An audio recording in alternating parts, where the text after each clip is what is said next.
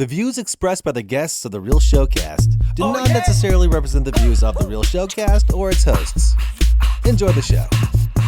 Deedle deedle deedle deedle deedle deedle deedle deedle deedle deedle deedle deedle.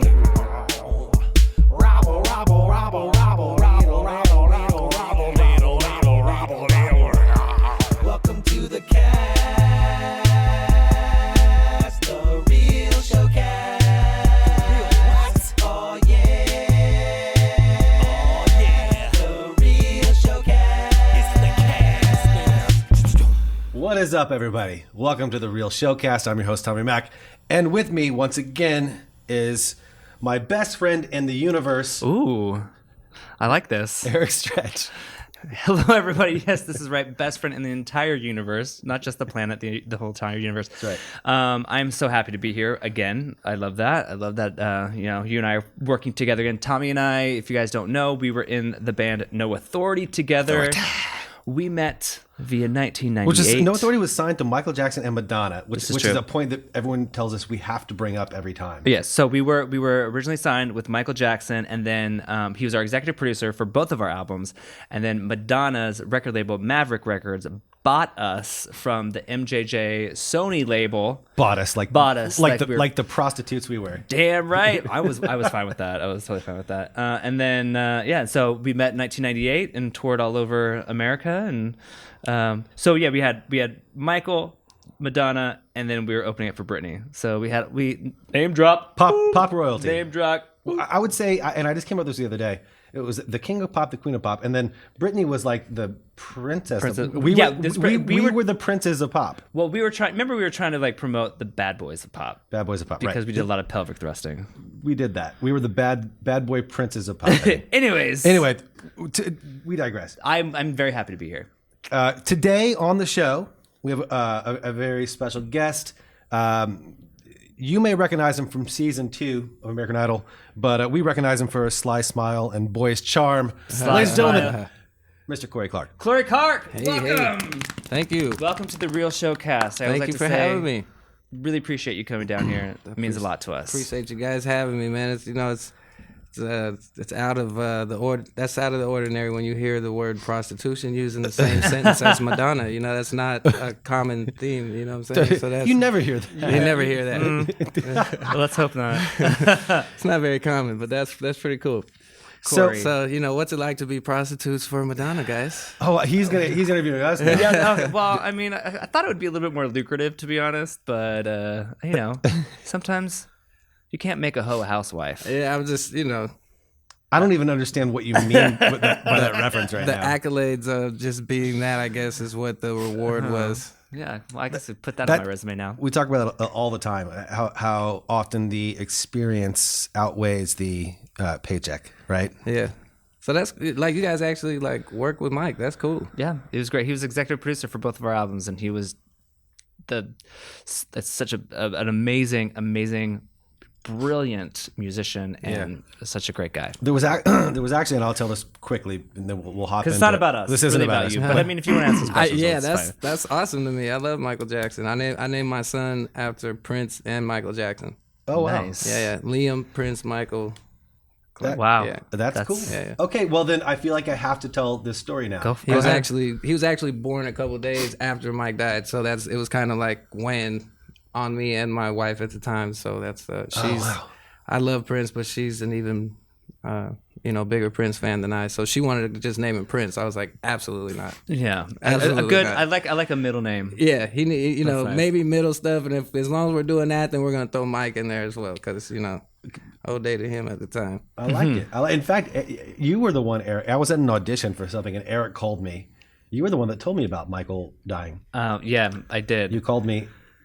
Well, I just after an it's one audition. of those moments where you just kind of assume that you're not one of the first people to realize. I got told from a barista. I went to go get a cup of coffee, and he just blurted it out like in the whole entire thing. I was like, "What?" And I think I called you next, and I was like, "Did you hear?" It's like it's Right. wildfire at that point. It was the first time I ever saw my father cry in my life. I didn't Yeah? see him cry at my granddad's funeral, his dad, but Wow. he Michael. came in and woke me up, and he's like, "Man, Mike died," and he was like visibly upset and crying a little bit, and I was thinking he was talking about his childhood friend, Michael Smallwood, because they've been knowing each other since they were 5 and got the same birthday, grew up together, and he's almost 70. You know, now my dad. So.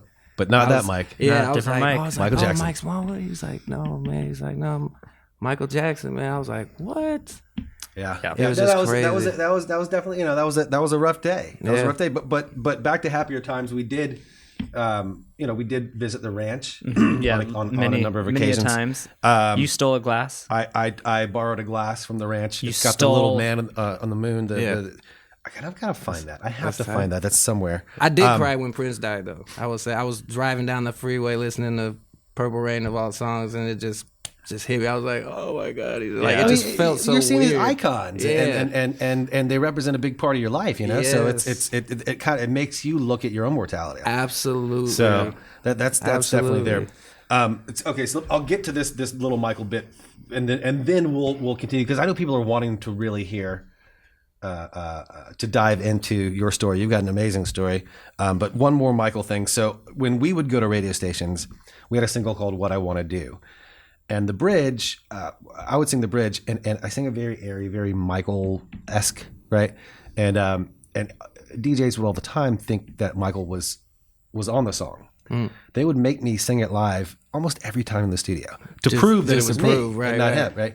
So Do it right now. Let me see you do it. do it now. And I was like, listen, girl, I cannot lie. Right. So like a little vibrato in there, the Michael-esque. airy, and Emulations. little bits and pieces, So anyway, that was that story. Okay, let's talk about you. All right, here we go. Let's talk about you. Corey, Yes. welcome. Thank you. Thank you. I appreciate it. Can you just take us back? I mean, obviously, we want to talk about your experience with American Idol, correct? Can you tell us about? I mean, I know a lot of people know about the process, but what was your process with the auditioning for the biggest show on television? It was an extensive period of time from beginning to end, I would say. I went out the first season for the show, which was with Kelly Clarkson, Justin Guarini, and them. I went and Yeah. Now, but how did you find out about the show? there was a lot of advertising going on at the time. I remember 2001 it was, and they were just promoting the fact that this show was coming over from the UK, and had this really Like the TV commercials and the commercials, online stuff. I have to mention this. I just remembered this. You were in those. I was in that commercial. You were in the commercials. He was hired to act like a contestant. Contestant for American Okay. Idol. I got my SAG card. Oh, nice. through that commercial. Nice. I didn't even think about that when I was I writing just- this yesterday. Actually, when you were just telling me about that, that's when I remembered that I did that. Wow. That's hilarious. Yes. Okay. Sorry, go ahead. Full So circle. you were doing now. something. I was like, you were doing like "Oh, a Christina yeah." Aguilera hand I movement. was like, oh yeah. I Hey, think that was in the I commercial. love it. I love it. I saw all of it, and it drew me in because of funny. both my hit and misses throughout my amateur career leading up to that point. This guy was abrasively honest, so I really wanted to audition to go sit in front of Simon Cowell because I was like, you know what, God, this is it. I was 21 at the time. That turned you on was the fact that he was so honest and and I upfront. wanted to see if everybody had been lying to me, blowing up my head and whatnot. Just this guy, if anybody's gonna tell me this guy is, so Yeah. went out the first season and first in line in Austin, Texas, I believe, where the auditions where Kelly and them auditioned, and got cut the first day. It sucked. I was like, wow. So you didn't even make it to it was kind of preliminary. I got right? cut the first day, and I remember just putting down my music business experience on the audition forums and whatnot at the time. And what experience? When you talk about that experience, can you give us a brief history of that? I started a R&B singing group when I was 14 years old in the style Because of this Boyz II is Men. an interesting story as well, And, we don't want to skip over this by any means. I mean, it is what it is. I guess it's there was 17. I was the only original member once we finally got a deal, but there were 17 other people that had come and gone through the group. But the last, I would say, solid 7 or 8 years of that time frame for our singing group, Neo was a member of the group, Schaefer, Smith. If you don't, Ray and you don't Solomon recognize as well. Neo. He looks like Neo. Yeah. He is Neo. Yeah.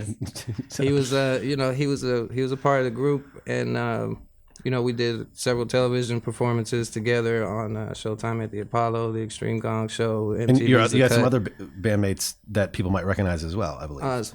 Solomon Ridge, he's a songwriter for a lot of different artists in the industry as well, and Ray Blaylock, who's also a songwriter. So Right. there was the four of us, and Solid group. yeah, it was. I mean, it was like I said, fashion after Boyz II Men style barbershop quartet vocals and whatnot. Yeah. So we did a lot of acapella stuff, and it was a very tumultuous experience to say the least. Like Good word. learned a lot through that whole situation. So Was that because of the different personalities in the group, or was it more outside? I mean, yeah, there was outside influences, both outside and inside. Like it was, a lot of people that are familiar with our teenage years. They recognize and acknowledge the role that I played in what I was doing, and a lot of the sacrifices that I made to make sure it was a team and a us thing. Every single gig we got television wise, and not clubs getting paid, whatever, that was all arranged and set up by myself. I was just I was the youngest in the group, but I was just you took go-getter. on that load, that responsibility. And everybody would just kind of be at the house waiting to see what I brought home for the day. What you came up with, yeah. You're like the fisherman. You're out at the lake. Yeah. Walk in. I I got some dinner, guys. We had contracts offered to us. They Yeah. want me to sit down and go over them and whatnot. So there was a lot of that going on. I turned down some opportunities with some major artists that were booming at the time that could have changed the course of my career, and I think everybody else's that was attached to me as well, just from the personality that I have of always wanting to uplift other people, support other people. So I obviously attempted to show that. It was through. that exact feeling of that ended up. that kept you from it. Yeah, that ended up actually costing me, while certain folks were utilizing the work that I was booking for us to do things on their own behind the group's back. So That's irony right there. It was a situation where, I'll give you just one prime example. Monica, the singer, she was huge at the time. She had The Boy Is Mine with Brandy. We had just gotten to LA when it's 98, right after I graduated high school, the summer of that. So To LA from Las Vegas, where Okay. I started the group at. Okay. And got here, and the gentleman that brought us out here, he had saw us actually at the one show that I did not get us, was a show in Las Vegas at the Cheyenne Community College, where this gentleman, Bobby Grahams, saw us. He's a manager of his daughter, who was a performer at the time, Sheba Black, Chanel Dene, and he liked us. So he arranged for us to get our first record deal with a startup independent record company called Vital Force. And after we all graduated, we moved here to Los Angeles. And he took us up to the Roscoe Chicken and Waffles on Sunset and Gower, which was a serious hole in the wall at the time. Right by all the studios. Exactly. Yeah, like delicious. it didn't have the big side that they just added within the last couple of years. It was just that one little room. I remember, yeah. And we had to wait, of course, like everybody else, outside. And while we were waiting, Monica, who was dating Master P's brother at the time, C Murder, and some of her family members, her brother and entourage, came out of the restaurant.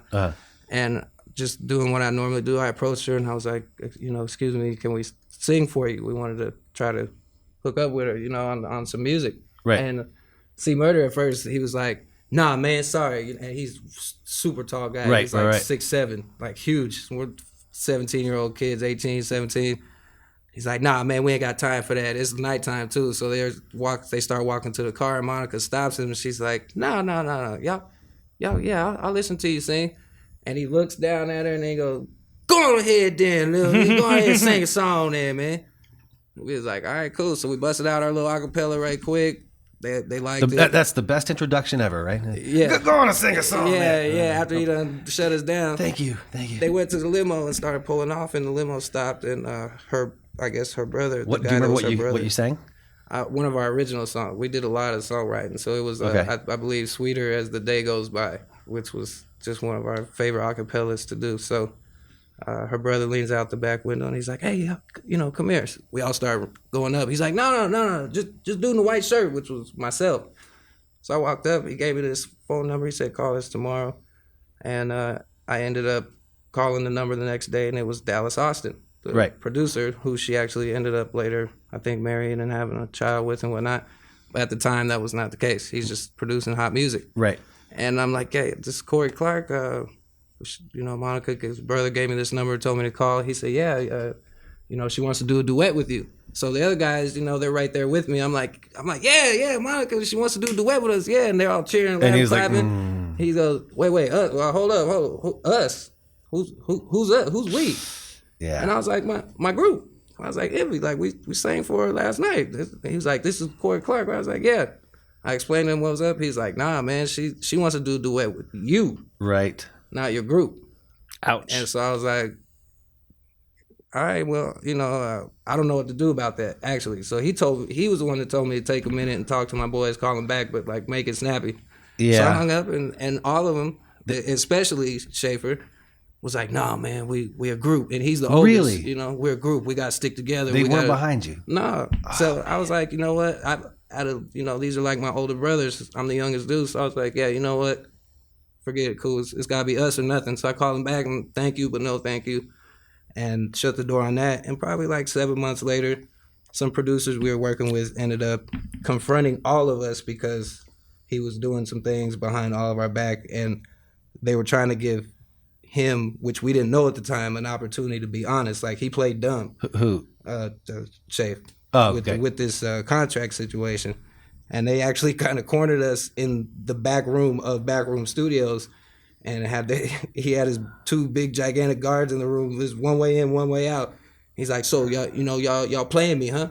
Y'all just gonna play me like that? Y'all gonna work with other folks, sign other contracts? I'm putting my money, my music on the line, and we're all looking at each other like what's going on? What are you he talking about? Yeah. Right? Yeah. He's like, oh y'all don't know? Y'all don't took out 2 copies of it and threw these contracts on the table. And of course, I read it anyway. So they're like, the other 2 now Shave is sitting there, head down. I should have known at that time, but I didn't. Yeah. The other 2 like, what's it say? What's it say, Corey?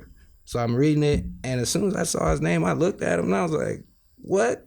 And he just hung his head a little bit lower, and I kept going through, and sure enough, he was the guy that was doing shit or stuff behind everybody's back, and the producer was upset about. So, But the producer, like, he should have known that you guys weren't involved. Like, you hadn't signed. he did. He did. He It was was just a show. He was just playing that up. He was giving him an opportunity I got you. to be honest, To come clean. I because got you. obviously we didn't know, we weren't on the paper with him, Right. Right. But again, he played dumb with us. Like, I don't know what was he talking about. What's going on? And Yeah. he knew exactly what was up. So, needless to say, he got upset that he got put on blast and was like, I gotta watch out for me. I gotta do what I gotta do for me. Yeah.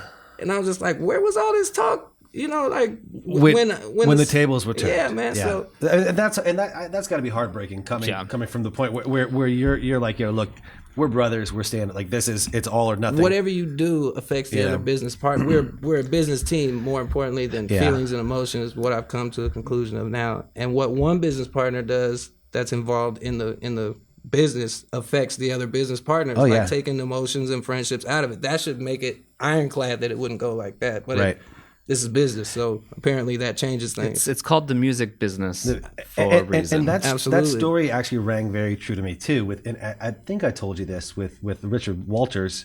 Who? I don't know who that is. He was our he ran the production company. I had no clue. The president of the imprint, right? Smash Music. Okay. Which was the sub.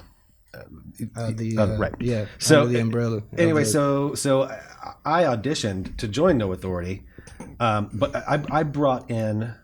I had a group, and I brought the whole group in, and we sang, and Richard was like, "Oh, that's great, it's great." He calls me back, and he's like, "Oh yeah, I want to see you guys again." I'm like, all right, great. Well, I'll get the guys here. He's like, "No, I already called them. You guys come on up, be here in 2 hours, whatever." Okay, go up. So he said that he already called the other group members. And they're coming. So I'm like, okay. So I'm expecting them I mean, to I show think, up. that's a red flag. They didn't show up. They didn't show. I was the only one. Right. So he offered me the job with No Authority. Right. And well, I don't know if I could. I have to talk to the guys.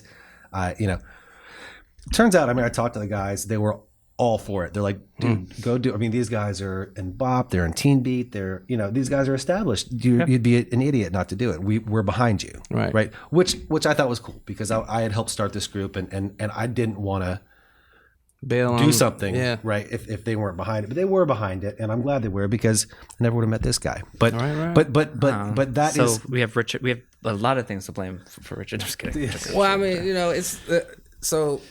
Obviously, I didn't let that sour me. I went on to still do my own thing later. I got the distribution deal through Universal, even after some of the blacklisting began with Idol as well. A couple years after. Well, don't I was skip off. over all that. But I was going to the fact that when he first started coming out as an artist, right? So he lost his deal at Columbia that he had under Schaefer. He wasn't Neo yet, and right. Some of the songs he wrote on there were dispersed to other artists on the Columbia label at the time. One of which was Marcus Houston, who got the song "That Girl." That girl, that girl. Na, na, na, na, na. I don't recognize it personally, but wasn't huge. I may have heard it. It was so dirty the way they did him, and this is like the side of me that's like still like brothers would just do, right? So they did him so dirty that they just took his material and gave it to other artists and didn't even bother taking his vocals off the tracks when these artists were releasing it. So his backgrounds are on there. No, that's him singing the leads of the hook and the backgrounds. That's not Marcus at all. Wow. Now Marcus probably sang his verse leads, but the hook was still Shape. So without credit. Without, of course. So he went through his tenure and ended up writing for a lot of people. His big one was with Mario, "To Let Me Love You." That put him on the level to where he was able to establish himself to get his own deal through some cats that we all knew that produced for him. Sauce, who's cool, Ro, and what's my man's name? Manir. But Sauce really is the person that knew Tina Davis from high school that got do this deal at Def Jam. So when he first gets on and puts out his first couple records, I felt proud because it's still somebody from the team that got on officially and is doing really well, Right. And in those first couple of years, he positively spoke about me in a lot of interviews he did. He would bring me up, and include me in the all the magazine interviews he was doing, AOL. And then after the second album, there was a shift publicly, and he did this interview with a guy I'll never forget, John Murray, who's a journalist. And it was on America Online's Black Voices front page of it. And John basically said, you got a thriving production company and you're signing all these people, but, you've mentioned several times that you were, group mates with Corey Clark. So, what's up with you signing him to a production deal? And he was like, Corey, what can I say about Corey? He's really talented dude, he really is. But until he gets his personal problems, solved behind him about the American Idol and Paula Abdul situation, I can't deal with him. Now, for reality and logic purposes, he's at that point in time. I've been off the show for years. You're perpetuating publicly the blacklisting that I've been fighting already. Yeah. Instead of just remaining mum or whatever, we're supposed to still be friends and whatnot. Now you're out here, basically you're giving me a backhanded compliment. Yeah, he's talented, but I won't deal with him. So what I experienced after that was going to record meetings and distribution meetings, trying to get my second project off the ground. And people were like, "Oh, your own boy won't deal with you. Right. Why should we deal with you?" Right. Yeah. And I was just like, what? That's foul. Like, why throw the salt? And the other two guys that he called himself helping out, the other two guys in the group, like, he hires them to do personal assistant stuff, like going to get him coffee and folding clothes, promising them publishing deals, reneging on it. The other gentleman that was in the group, Ray, he ended up seeing one of his songs during the end of the Red Tail film during the credits. Like, he got the what? The Red Tails film that Shafe was a part of. It's like about the black pilots that fought apparently during World War I or II or something like that. But Ray's at the movie theater with his girlfriend, and the credits are rolling, and the song that he wrote and demoed comes up and starts playing at the end of the movie.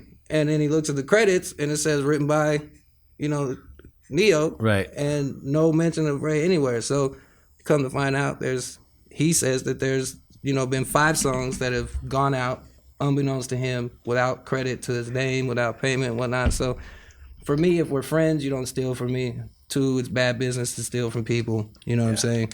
But at that point, if that's what Shady. you call hate, or, I mean, if that's what you call help, then I guess I'm glad that you didn't help me, because the way you keep helping the other 2 is not really propping them up. You're like really more so using them as peons, which is completely disrespectful, because they're 2 of the most talented other people in the world that I know besides myself and him. And they're your friends. And his as well, and he knows their work ethic, and he knows yeah. what's going on with the personal society stuff with different. Like one of the members came out when we were kids, telling us that he was homosexual, and we still accepted him. He was still in the group, making promises to a dude later on to do a publishing deal directly, to have him uproot his life and come here from a different state, only to renege after he gets here, doing so through text message of other people to let him know. It's foul to me, because the reasoning behind it was about his personal sexuality, and I'm just like, that's something that you've known for since we were 18.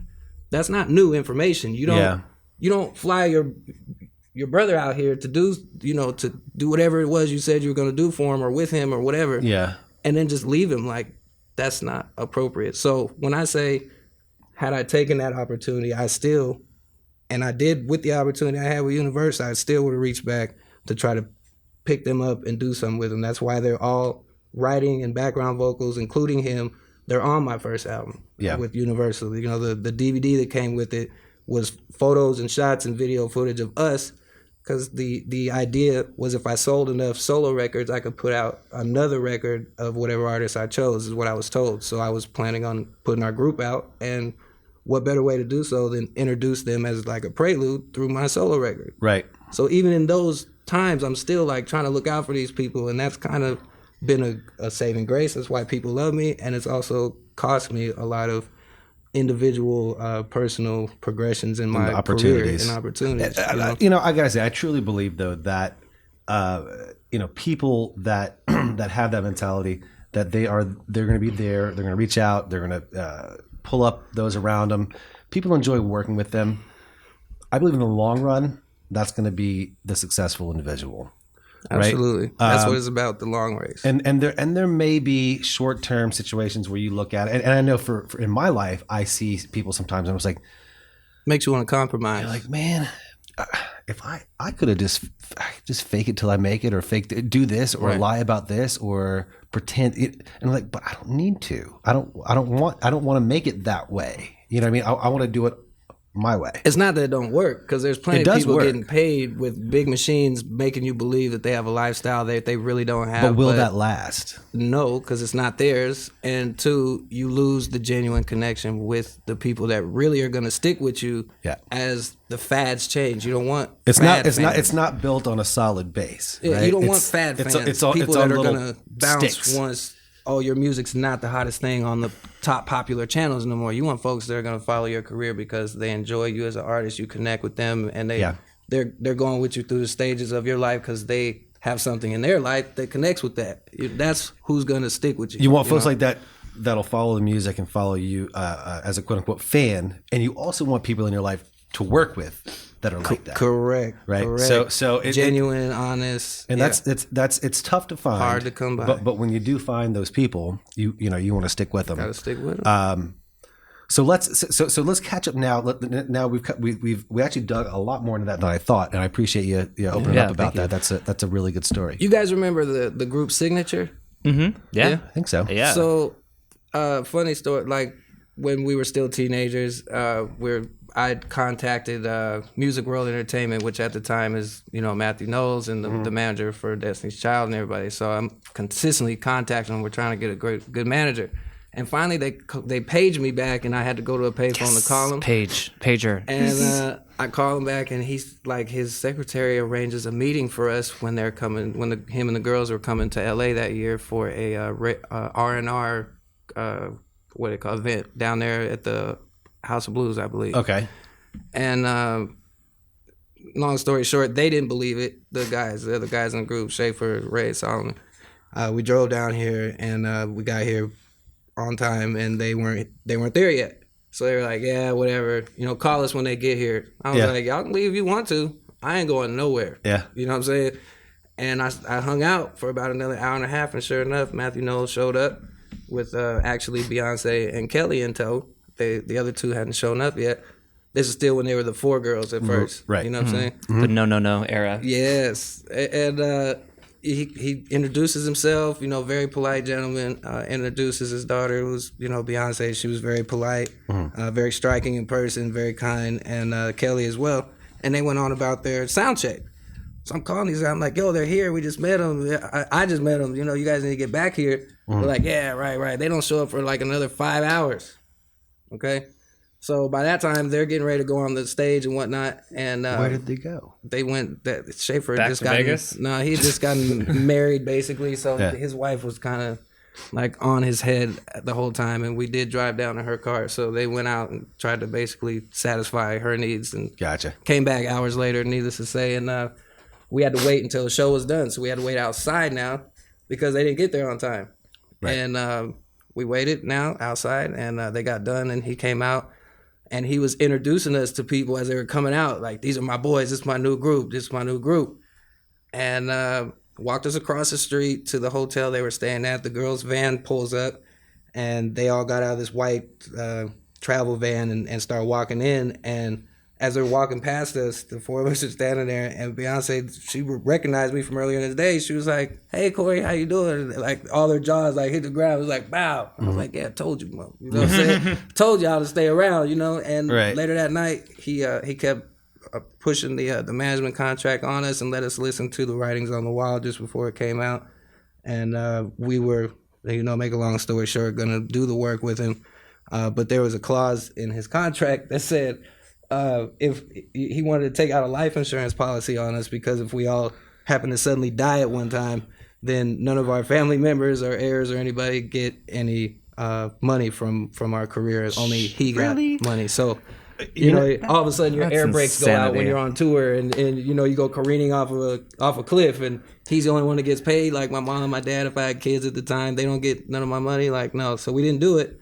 There was he something ended up- similar in a contract I signed. He ended up picking up Signature instead, and then they put out the one record that they did, Yeah. and they became his boys instead. So I'm just saying, like, I don't think that's that unusual.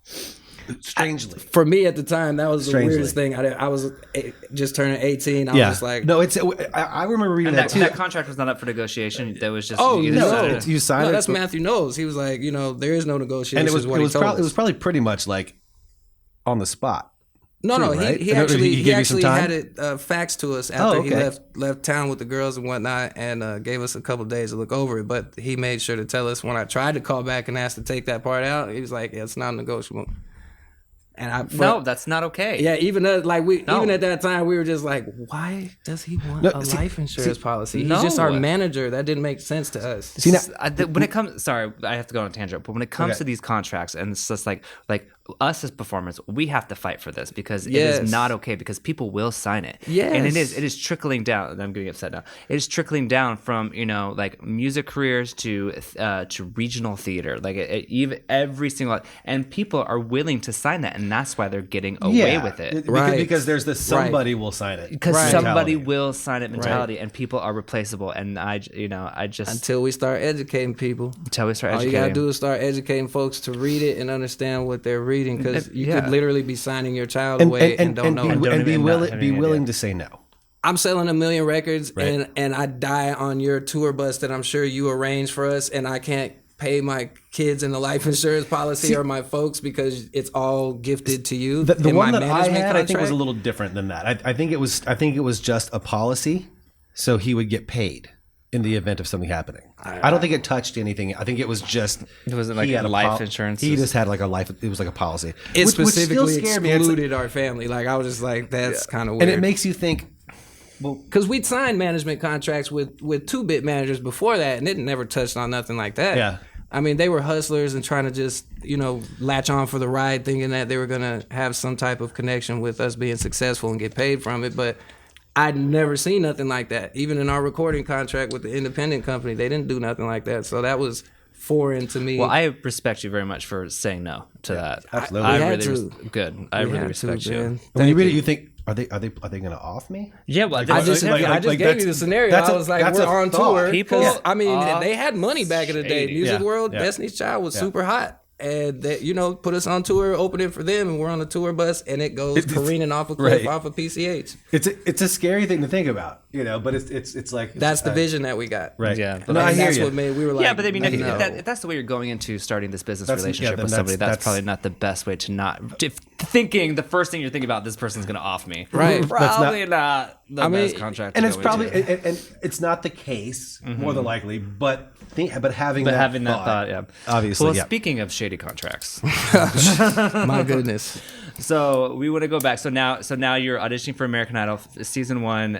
Got cut the first day. and then so now we're talking about the successful season for you, Which was 2. season 2. Right. So you go in. What state do you audition in? I actually auditioned for season 2 in Nashville, Tennessee. Nice. Yeah, and that's And you got that's like a yellow paper that Yeah. they hand out. Yeah, I think a lot of times that people don't realize is that when you're in the arena, not everybody goes in to see the judges the 3 times. So there's No. like 9. I'm saying this because I did actually audition for a season, but we'll talk about that they're later. associate producers, assistant producers, which I didn't know that's what they were called at the time. But yeah, you audition for Yeah. a lot of people that are basically just like, sorting people out. They're sorters. Yeah, they're sorters. Right. It's like it's my biggest pet peeve in life is being treated like cattle. But that's just me. And then does my sorter you listen to the radio, but do you know a good singer when you hear it, or Exactly. is it based on the fact that they just didn't sing your favorite your current personal song? taste or your favorite. Yeah. Yeah, It's all for me, subjective. That bothers me. It's all subjective, and correct me if I'm wrong, but I do believe that those producers, if they are responsible for the winner, they get a huge Not just pay the winner, raise. but during my season, and this is what I was told during the course of it, was if you get to the semifinals, they get a pay raise. If you get to the finals, they get get a another pay pay raise. raise. Yes, If you yes. get to the end 2, they get one more, and if you win, they get another one. So yeah, that is I that was found that definitely accurate. interesting. So you think they're motivated to find the best talent, right? I think that's the idea. That's what I would think that they because they really did my season. I would like to say that there was a lot of great singers my season. I mean, Clay Aiken was one, Ruben Studdard obviously was Yeah. one, Ricky Smith. That was a good. I mean, wow, it's Kimberly Locke, Kimberly Caldwell. There was a lot of really good singers that season. That at Frenchie Davis, I can't forget Frenchie. She's probably one of the best female vocalists I've ever heard in my life. So he's correct. Was Frenchie was on your season? Yeah. I thought she was season 1. I didn't know she was season 2. Frenchie was season 2. Good for her. Quick note: she killed me What do you mean? in a movie. She also killed one of our last guests, Delius from All for One, Yeah. and we were in Dead 7, which was Nick Carter's zombie boy band movie. Nice. And Frenchie Frenchie Davis off shoe. kills us both with a shotgun, shooting us in the back. Did she have a wow. contract for you that says that she gets all your life insurance? But it never made the movie. That part of it never made the movie. So That sucks. Delis and I are the only ones that actually survived, the only boy band members that survived. Wow. All right, so Frenchie was actually a part of the 17 performers that were the catalyst for Neil's attorney representing us in the discrimination lawsuit against American Idol Productions and Fox. She was on the she was on the fence. first. She was the first one to really go through that scandal. If I'm During our season, I remember that being a absolutely. very big scandal that she got kicked off the show for the live show. Yeah, well, it wasn't the live one yet. wasn't the live one yet. It was what happened was she was in my group of 4 for the semifinals, and we were the first group scheduled to perform after making the top 32. There's 4 groups of 8. Yeah, that's right. Okay, and literally a day before. I was already in California because of our family situation with my grandfather, so I was supposed to be coming in from Tennessee, but did not. So technically speaking, we're all supposed to be coming to Hollywood for the semifinal audition rounds where you're singing in front of America live for the first time, and they're supposed to be voting on you, air quotes. And I remember getting a call the day before we're supposed to check into the studio from Patrick Lake. No, Patrick Lake was a performer. I'll get his last name, but I remember his first name was Patrick. Patrick Lynn. Patrick Lynn. He was one of the assistant producers, and he called all of us up, and he was like, "Yeah, we're gonna move your guys' group from 1 to 4." And we were like, "Why? Like, what's it?" And he gave us some cheesy, like, trying to cater to certain people's egos. I guess he's like, "We're gonna save the best group for last." Right. Had nothing to do with that. 2 days afterwards, they announced that they were disqualifying Frenchie. Now, they didn't do this on the stage. I was the first one that they did it to live on television on a stage, in front of a television audience. They did hers just through the straight press media. And it was something that they denigrated her about because she'd informed them about a situation where she posed topless for a website to get money to go to college at Howard. And they let her go through, become a fan favorite. They were like, yeah, no problem. So they knew about it. Yeah. So the internet was not what it is today back in 02, 03. It was not that then. So nobody ever saw this site that she was talking about. She just told these guys about it. And they let her go through. She's a dope, phenomenal singer. And then for shock value and awe, they publicly disqualified her after we were going to, right before we were to perform. Wow. Ironically, why Mike Darnell got fired, the head executive at Fox for the reality television department, is when he came in to Fox, I don't know if you guys remember Temptation Island. It was a Fox show. I do remember the show, yeah. Couples go to the island, they're like That's supposed to be not cheating on each other, but that's what it was, right? So Temptation Island was actually it was a spin-off of a show that already was aired called Paradise Hotel. right. And Which so Rob made. Mike Darnell was the guy that brought the one we just mentioned. What was that? Temptation Island to Fox. That's how he got to be the head of the reality television department. And Fox wanted to maintain that they were a family station. We don't want couples that are families with children on here. So this is the new guy trying to keep it a family show. No, not the new guy, the network. This is how the network was like, you can't cast anybody with a family that's married with a family with children. We want boyfriend, girlfriend, or just spouses that don't have a family. Now I'm following. Sorry. Okay. Yes. Okay, So got it. they knew that in the casting, but they chose to cast Itosi Patterson, and I forget her boyfriend's name at the time, but they had a 3-year-old child together, and they were a black couple. They were actors auditioning for everything. They were the token black couple. So they cast these guys for the show anyway. The production team provided them with a phone that they stayed in contact with their child and the caregiver while they were on the island the whole time on set. They had a picture of the boy on set on the little nightstand next to their bed.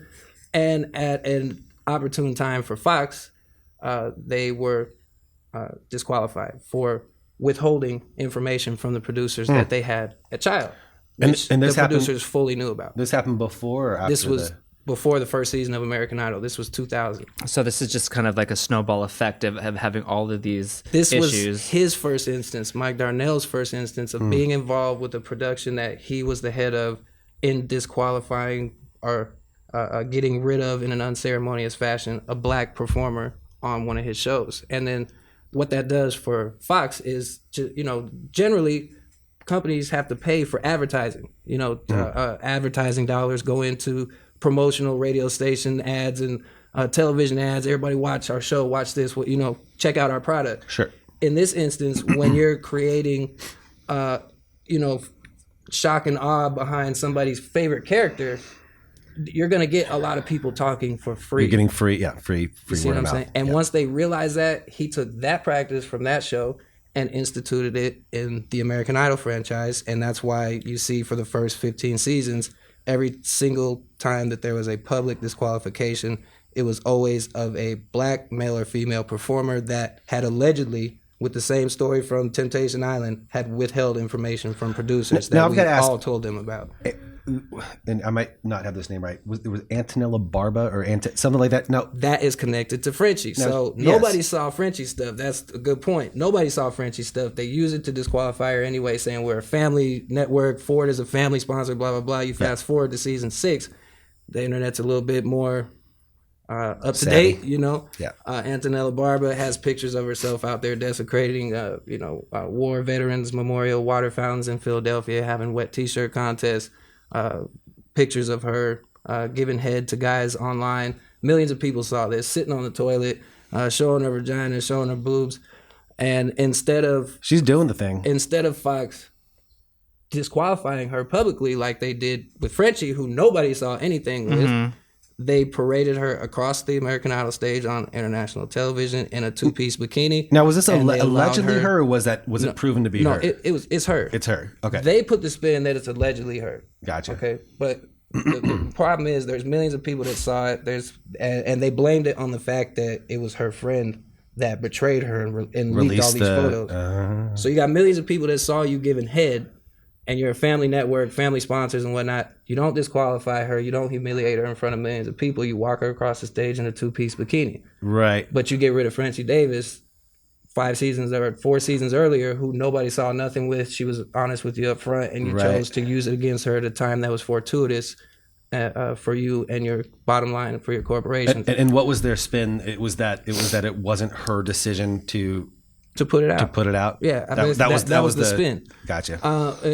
Some of our counterparts, Matthew Lawrence specifically, he robbed a bank, spent 4 years in the federal penitentiary behind it. Most of us, the males that they publicly humiliated, disqualified, he was a Hollywood rounder, Caucasian performer. Robbed a bank, spent 4 years in the federal penitentiary before the show, before the production. They put him and his mother on television, and they allowed her to narrate what he went through. She specifically said on there that when he went through his little adventure, she did the air quotes. Adventure? She said when he went on his little adventure, he learned a lesson. This is second chance at life, blah, blah, blah. Yeah. The majority of the black male performers, including myself, who were put off the show, only had either misdemeanor convictions or charges against us that we weren't convicted of, that they were made aware of. But so it was all disclosed beforehand. Absolutely. Everything was out on the table. Right.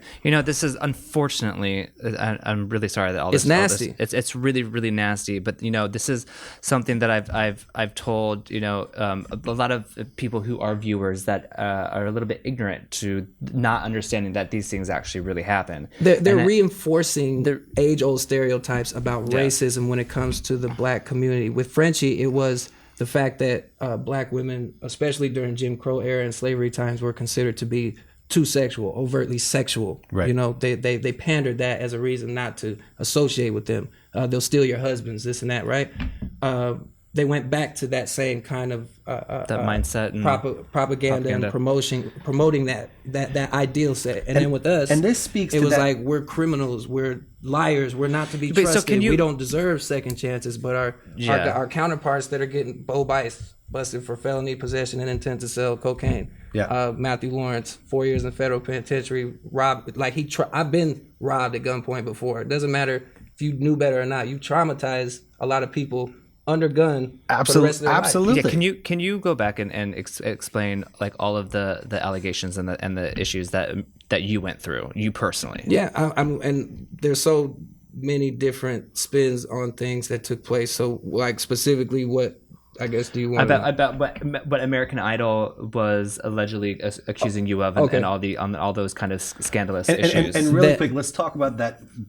We talked earlier before we started recording. There was a part of the contract.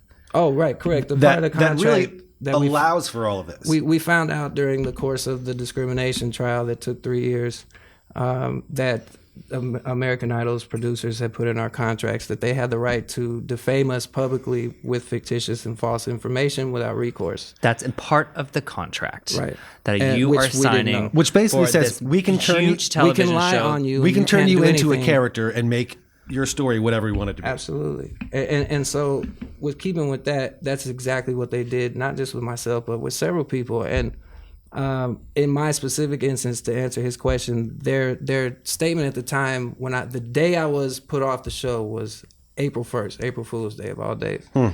And did you think it was a prank? At first, yes, but then when they kept, they didn't even tell me. They just said, I need to pack my stuff from the house, and Nigel wanted to talk to me at the studios, and I was just like, just take me home. It's cool. I was staying at my grandfather's house in Rialto at that point, so I was like, just take me home.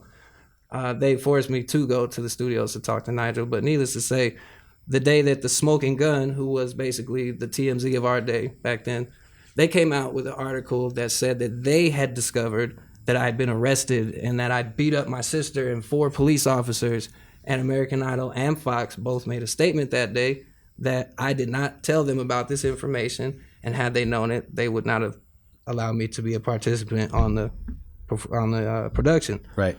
I've always maintained that I told the people that were directly involved with me, John Entz, Camilo Rahman, who I didn't understand to be producers at the time, more so than just Human beings. Yeah, what I knew as PAs or assistants, people that ran to get coffee and just basically wrangled us. I didn't know they were considered producers, but these are the people that were well aware of and were provided with documentation of not only that charge, but also of it being dismissed in its entirety prior to me getting on the program. It was, and this is getting off into some of the other research that the lawyer on the case did, where, you know, there's other findings with the head of the network, who was Rupert Murdoch at News Corps. He was heavily involved in the success of American Idol. It was his daughter that vouched for him to basically bring it to the Fox network from the UK. So during the first 4 seasons, it's documented in all of their authorized books and histories about their program and production, what took place, and that he was heavily involved in it. He has a history of basically making things outside of the program happen for the program. In terms of political gains, political fundings to people. And I believe they like to use the term story. He'll go to the incumbent, person that's running for Senate or running to be a judge in a certain area, and we need some real life kickoff to get some story. To get a story on our show.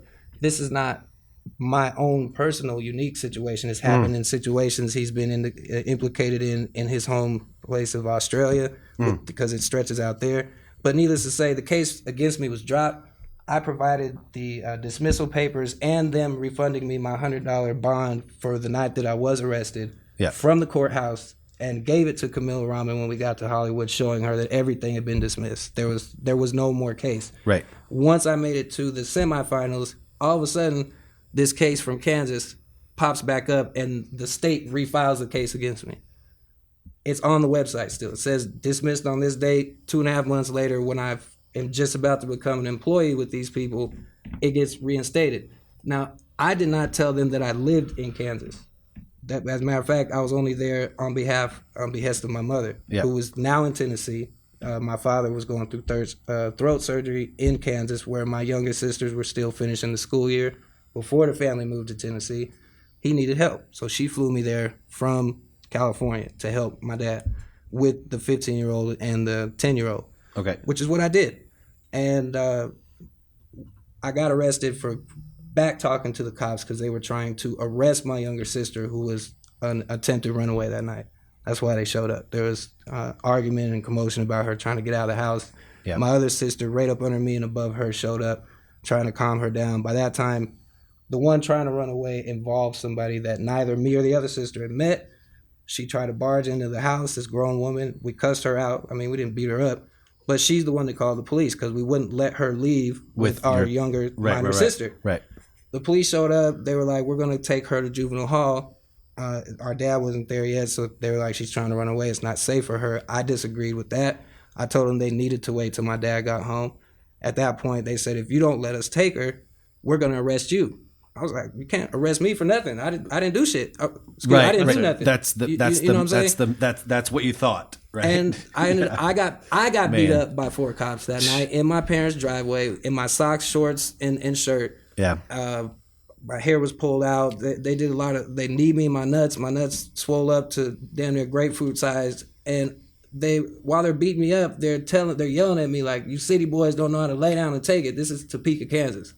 So essentially, I got arrested for the first time in my life at 22 years old because I disagreed with the authorities trying to abuse their power and take my juvenile sister, who I was legally in charge of, to juvenile hall with, little gang members, girls at 15 out there in that area was having kids into drugs, like intravenous drugs. She never even been in a fight in her life.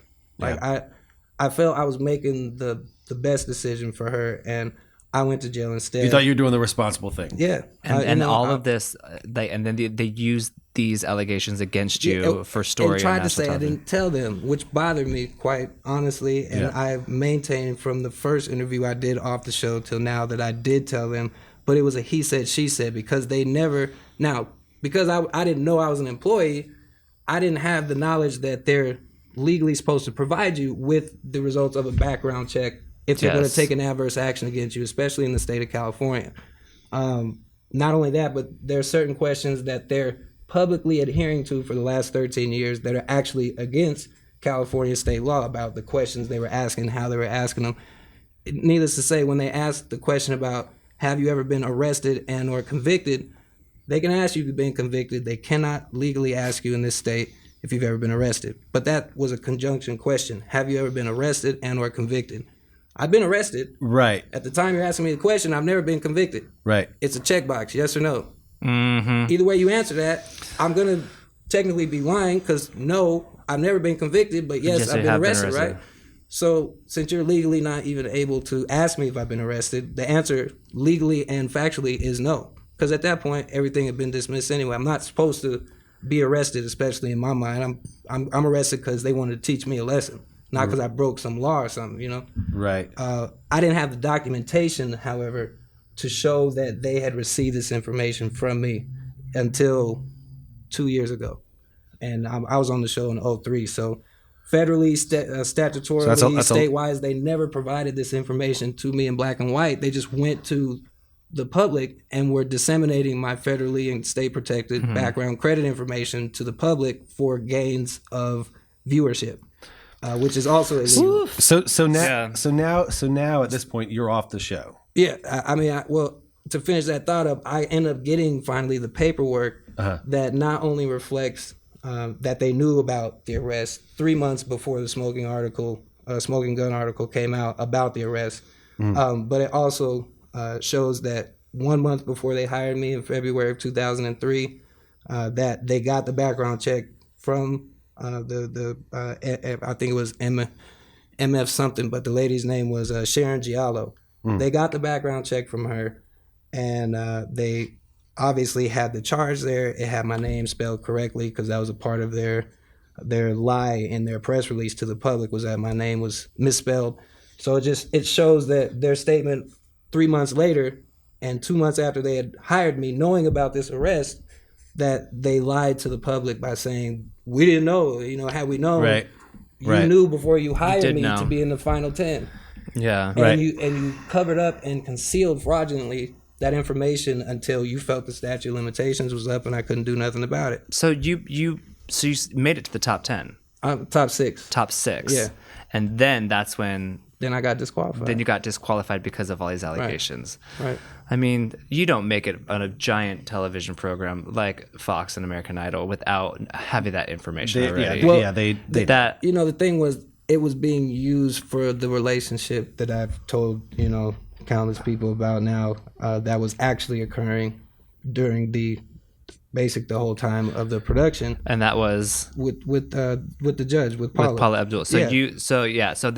Now they used that to cover that up. Now, correct me. To discredit they were me. trying to quiet you about something that had been going on. They weren't trying to quiet me because I wasn't saying anything. They knew about it because I brought Howard Siegel in during that contract period when they wanted us to pick between one or the other attorney that they brought. So okay, that was her friend. That was her friend. attorney. So then they were like, oh wait a minute, They were like, is there hold something going on between? I don't know if they Paula knew that Corey? we were, getting it on the way we were, but they definitely knew that there was some type of relationship going on there. Because 2 weeks after I brought Howard Siegel in to negotiate the contracts, I was off the program. That's when things took a turn. So I didn't have the black and white proof to show that what I was saying this whole time has been accurate, and it without fail, season after season, year after year, they're going public and rehashing the situation to people and using it like a poster child or something for what not They've to made do. an example of, and Every year, and that was the purpose of the lawsuits later. Because I was like, man, 2 years in, I wasn't even really thinking about it. I still had my mojo. I was like, I can do this without her, without that situation, without anything, because they'd all basically turn their back on me. And I did that. So I got the deal. Paula didn't stand by you at all. No. She wanted the exclusive exit interview, which she was a special correspondent for Entertainment Tonight at the time.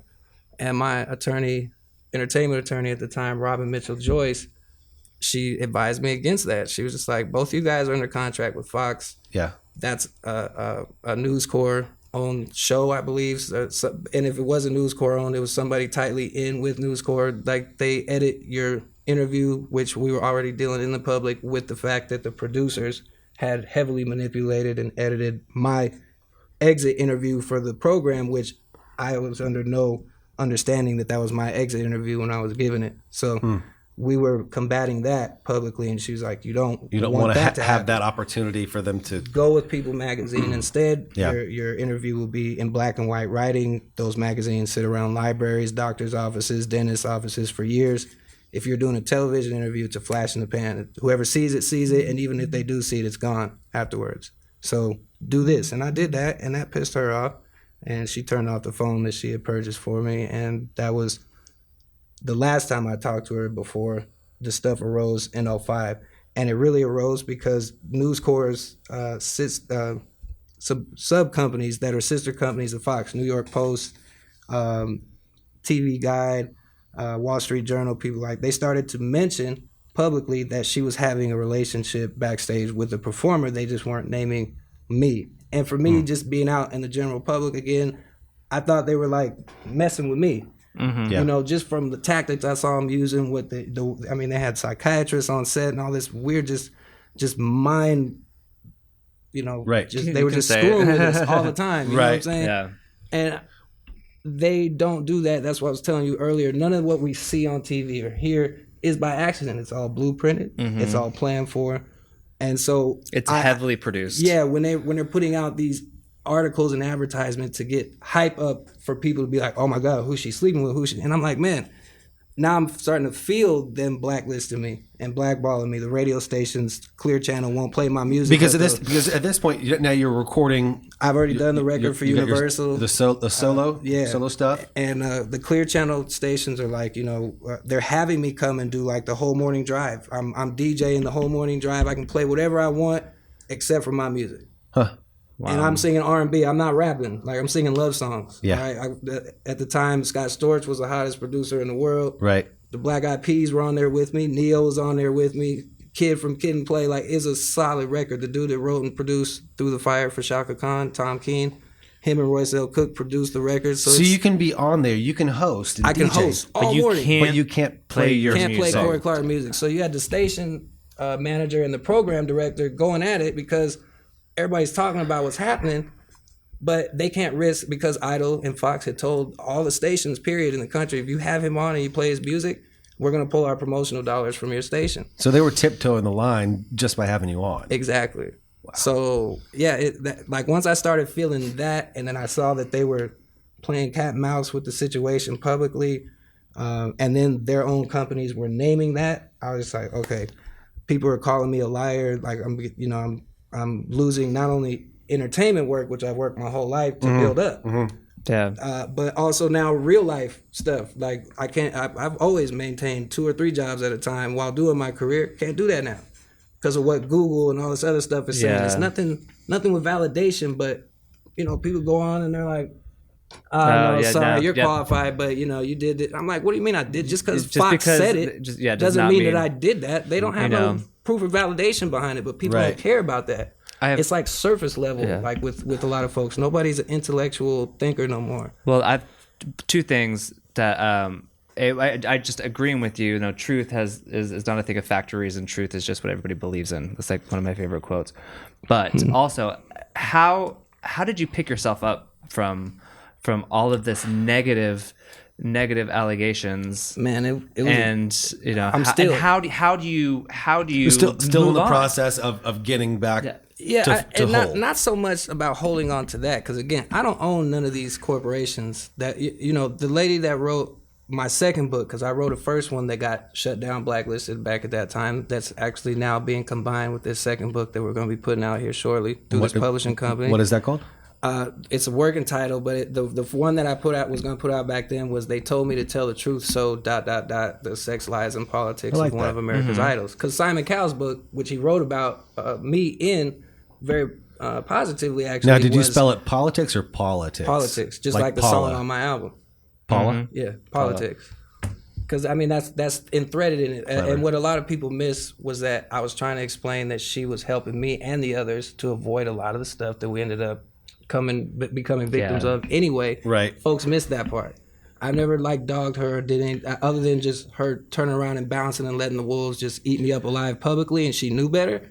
That was the only qualm I had. But outside of that, I've never. Well, like she been like, it was she's like she was horrible. trying, and then she realized she was in a situation Well, it where was her check she was or- going down, Yeah. or me.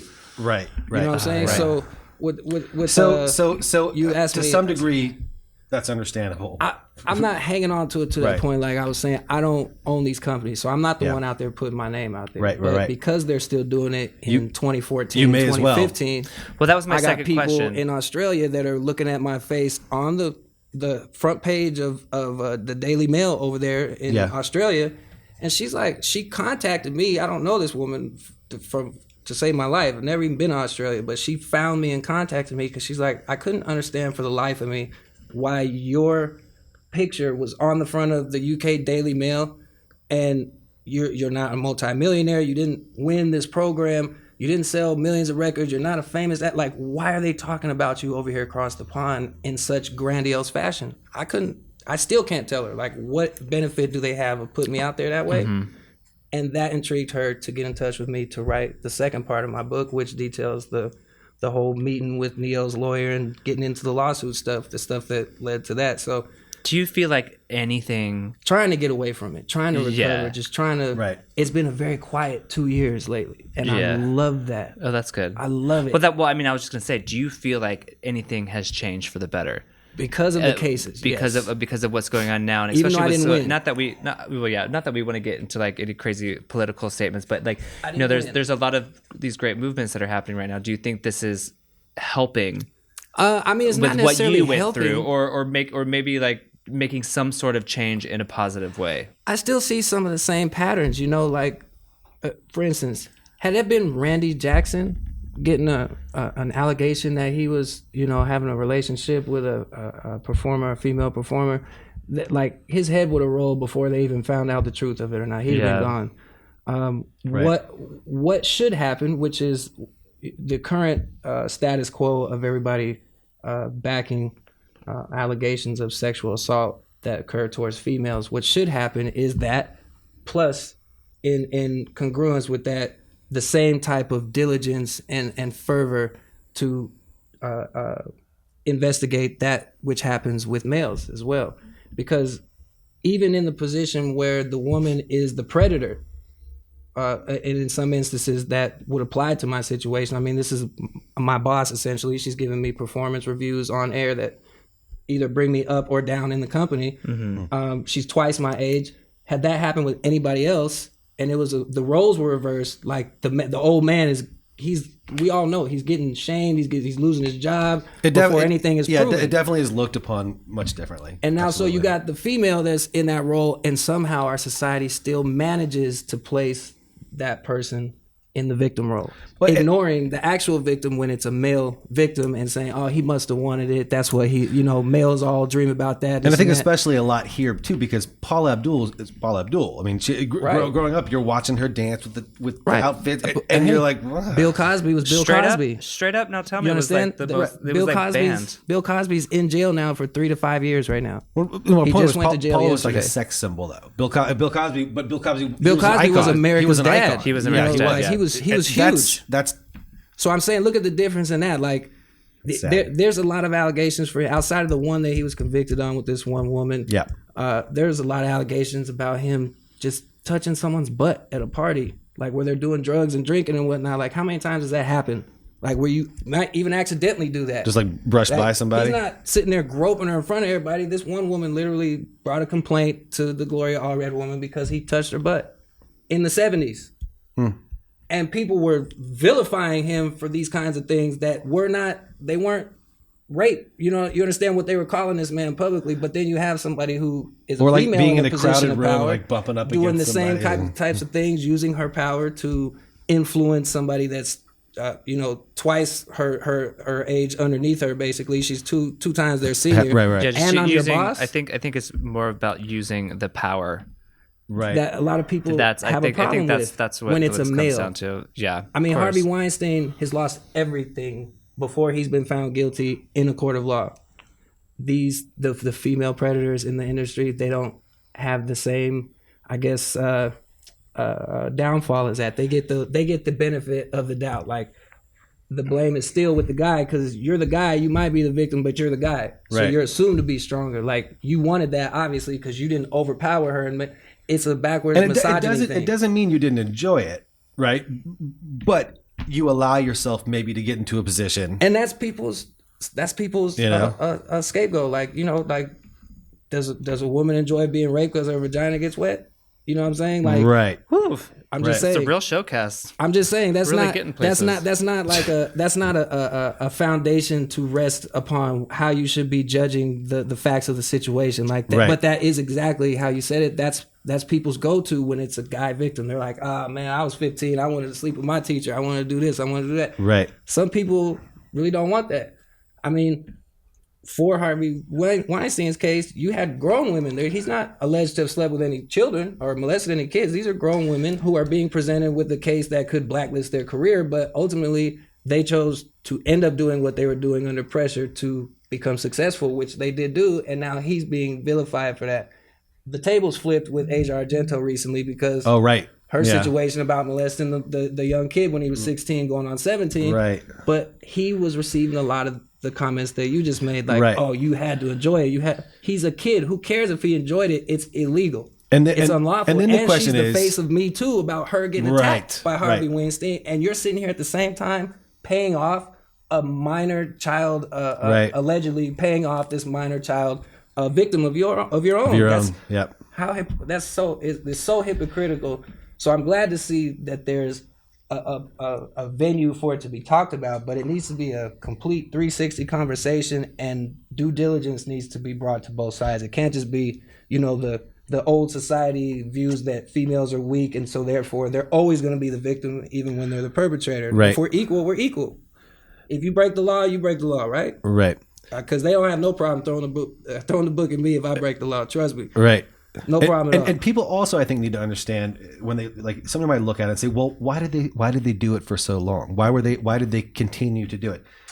And there are a lot of deep psychological things that come into play here, but A on lot the of surface, reasonings given for why women remain in that. They were scared. They were this. They Right. were that. They didn't believe they would be believed. Well, how is that any of that? And then- just and then the prevalent to benefits- women and not guys? you're afraid of losing certain things if you leave the situation, Correct. right? Well, But that's again- twofold. Yeah, That goes both the ways. the abuse of power. Yeah. Yeah. And it's the ignoring of that and how that applies to male victims is the point. Yeah. You know.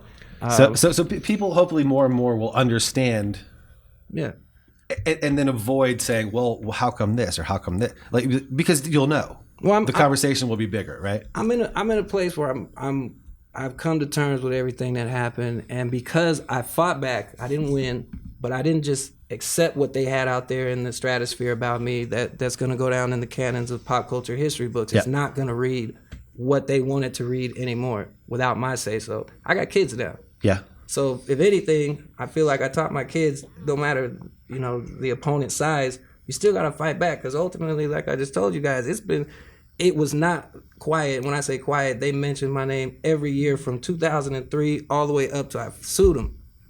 And the last couple of years have been very quiet. And I Yeah. appreciate that quietness. And when my kids read the pop culture history books, it's still going to say what they said about me, but it's going to show that, hey, this is what Corey Clark said. This is what he did to try to combat what they were saying. Yeah. And ultimately, you know, like I said, I was unsuccessful. It was David versus Goliath. But you stood up to represent your story. My story, and for other people. other I mean, there were people, other yeah. people that were denigrated and humiliated before millions of people like myself. Yeah. And I reached out to a lot of them as well to just for support more so than anything, and just to show solidarity and that let them know they weren't alone. Because there's people that were on Idol that went through way less than what I did. Yeah. And ended up killing themselves. And I will say, like, I got low in a point like 06 when it was really hard. Like, I'd lost a child with me and my wife, and Yeah. then going through the media bashing me and dogging me and just taking everything way out of proportion. I didn't try to commit suicide. I hung myself. I committed suicide. They had to pump some kind of damn thing in my chest. I was in jail when I did it, so it's a documented situation. Like, and the guy's narrative about it that brought me back to life was, he said my eyes were closed and they shot me, and my chest was something. And he said when my eyes opened up, that like my color part of my eyes were just all gray. And he, like, in his report, he said that it not traumatized him, but it affected him to where he was having to seek counseling, this and that. Oh, wow. And obviously I was affected because I'd never been a suicidal type person, but I was Right. just so tired of You just just reached your breaking everybody, point. Yeah. like trying to control my life. Yeah. And God did not let me go, man. He was No. like, it is not Well, your because time. you've got a purpose. It is not your time. You've got a story to tell. You got family, right? Yeah, absolutely. So, speaking of family, That was just a weak moment, and you know, it just goes to show people that go through weak moments that you can still survive. You can get regather through your efforts yourself, and you can stand back up and you can dust yourself off and do it again. So, I mean, I'm still, what they did was intended for me to kill myself because there's others who have done it. The one girl, Paula Goodspeed, committed suicide right in front of Paula Abdul's house wow. to overdose. You know, some other girl recently just hung herself in a closet with a belt. And these are some people that were still kind of in the good graces with the program. Wow.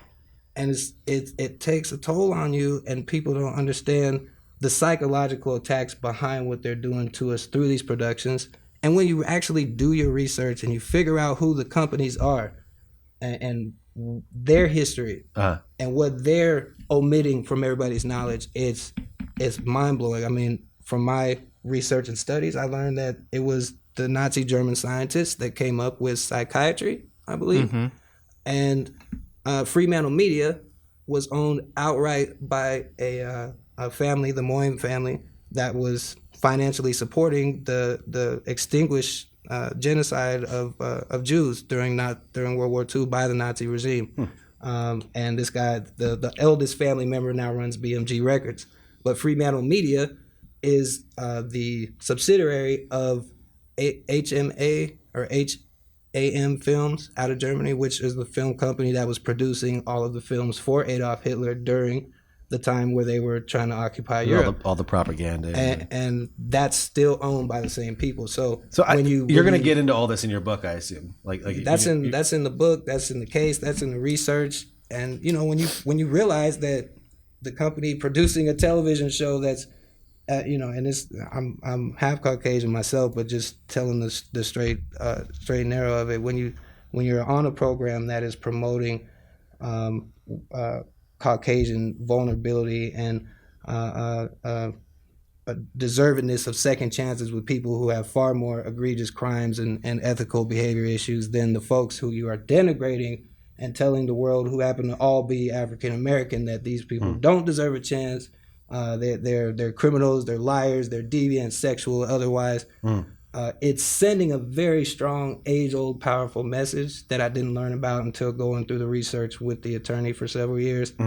But to learn that that's coming from those same people who were flying B-50, not B-52s, but whatever their version of B-52 bombers was back then, when they would, right before they would sack a city, they'd drop a whole bunch of leaflets of propaganda about why Jews needed to be eradicated, about why blacks were devil children and not of God and this and that. That's the same people that are now proliferating our airwaves. The Fremantle has over like 90 different television shows that they're producing with this message in mind. And now they don't have to fly those airplanes over cities and do that, because they own these media outlets that are producing this content that we all just happily engage in unendedly, 24/7. They don't need to do that no more. So now you got little kids in Switzerland who, some, just picking that out for whatever reason. Maybe there's a lot of black people there, I don't know, but I'm just assuming there's not in Switzerland. Picture, they've never met a black person in their life, but what they see is emulated off of the television screen, the movie screen, the radio stations, where they hear this some of this ridiculous music, and that's what they come to know our culture as. It's a big propaganda machine. You're saying it's a big machine. It's factual, but when you start pointing out factual stuff, that's when people start calling you super crazy. And I'm just like, it's there. Read it yourself. Like, Fremantle Media is this. This is their parent company. This is the guy that runs that, and he runs BMG Music now.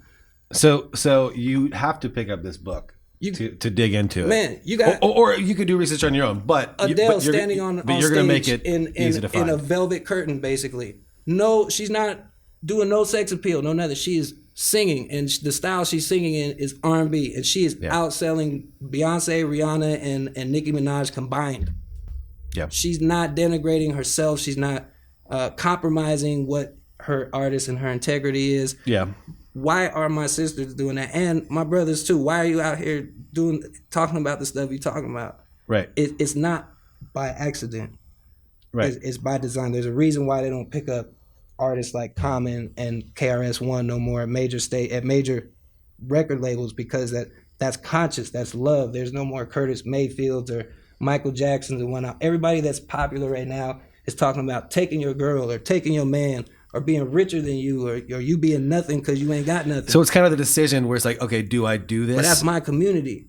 Do that side. Do I sell myself, my community out? That's what they're to facing. get this, right? And it's a glaring example of what you can do without doing that. And they're doing the style of music that we made popular. Right. And she's doing it well. Like, don't get me wrong, Adele's dope. She's got an amazing voice. But I'm just saying, she's not subscribing to any of the crap that they're telling our artists that we have to do in order to be mainstream famous, which is denigrating ourselves, our community, our people, our women, our brothers, our sisters. And it's to the point now to where it's becoming indoctrinated. And I'm partly to blame for that. I got on board with the gangster rap era. Right. I was guilty of calling my friends the N-word, trying to make it out to be something positive, but I was really denigrating not only myself, but my 93-year-old grandmother who's still alive, my father who's 70, and they fought through that. They're not dead. These aren't generations ago. These are people who raised me, who fought to make sure we didn't have to walk around and be called the N-word everywhere we went. And yet, but that's media we influence. continue to perpetuate that without even realizing it. Without it, that's when it's indoctrination. Right. Yeah. Through programming. That's why it's called programs. You're going to watch this program. You're going to listen to this it's programming. I think we might need to have him back for like another episode, because I feel like we can dive a lot deeper into a lot of this stuff. Absolutely. But let's, just because I know you've got to be somewhere later this afternoon, let's get back on track with kind of the original programming notes here. There's that word. The programming notes.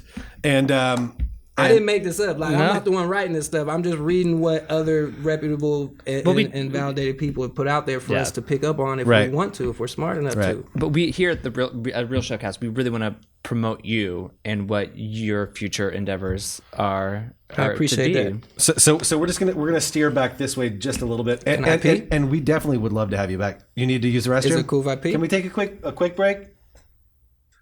So we're just gonna kind of get back on the Real ShowCast track as far as you and your career and moving forward, all that fun stuff, and I definitely think we should have you back when the book comes out.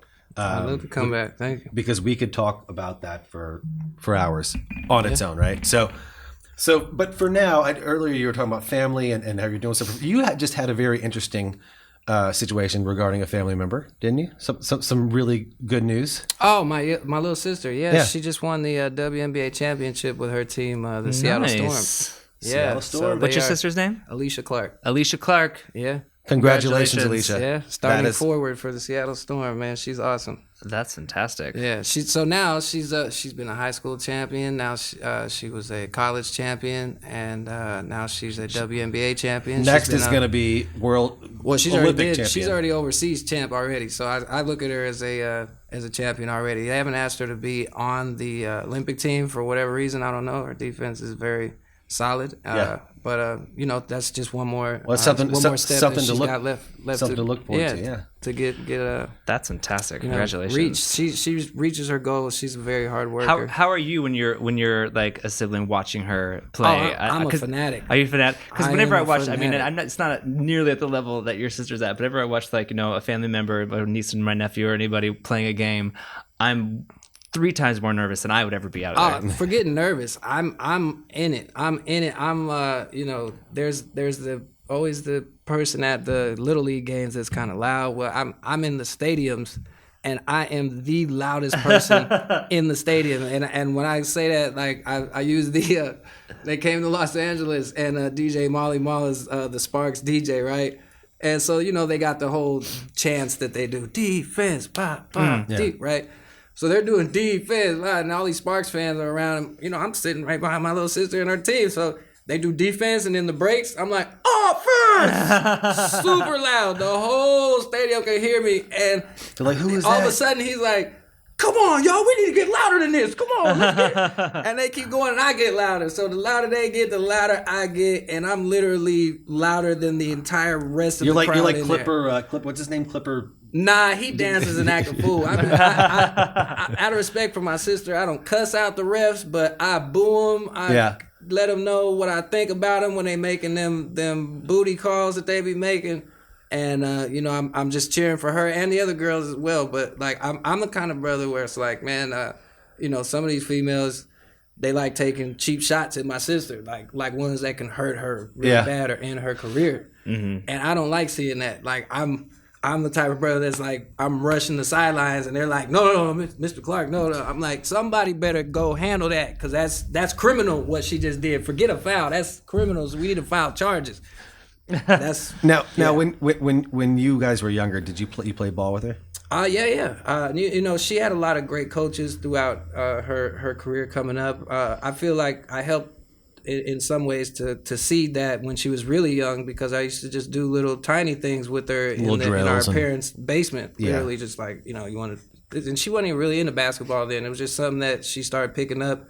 And so I noticed her interest, and I just wanted to help her a little bit. So that developed, and then she started playing high school ball, came out here and visited with me at our granddad's house for the summer for a few weeks. At what point could she beat you, though? That's my question. I don't know that she's ever beaten me, to be honest. I mean, like, I haven't played her since she started playing in the league, but, I don't think she can ever say that she's beaten me. I think she could probably take you now. I don't know. We'd have to see. I'm pretty sure she's quicker than me now.